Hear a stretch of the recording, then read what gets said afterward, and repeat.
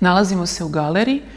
i često pitanje koje se danas pred umetnike stavlja jeste šta je to konceptualna umetnost i da li je to budućnost umetnosti ili možda ne budućnost, nego njena sadašnjost. Konceptualna umetnost jeste zamenila neke stare formate i nastanila se kao da joj je tu oduvek bilo mesto. Međutim,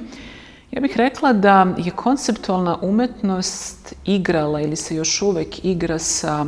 slobodom u stvaralaštvu. Kao što u književnosti mnogi misle da kada napišete pesmu u slobodnom stihu, vi ste sebi odrešili ruke i rekli ste baš ono što ste hteli da kažete, jer vas niko u tome nije sputavao, nije bilo nikakvih ograničenja, nikakvih tehničkih ograničenja. Tako često konceptualna umetnost razmišlja o tome da treba da se predstavi određena ideja, da se iznedri ono što je u nama, a kako ćemo to formirati ili formulisati, to je sasvim slobodno i ne treba tim mnogo da se bavimo. Međutim, tehnika i u stvaralaštvu i naravno u likovnoj ili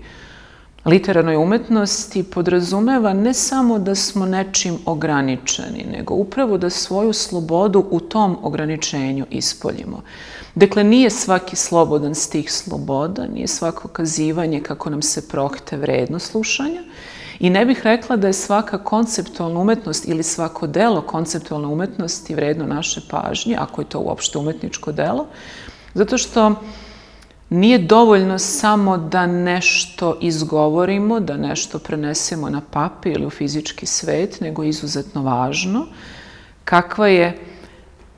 ideja onoga što iznosimo. Ukoliko to nema svoje unutrašnje koordinate, ako ne poštuje zakonitosti mere, onda zapravo sve što mi iznedrimo je umetnost, a nećemo se složiti sa time da jeste.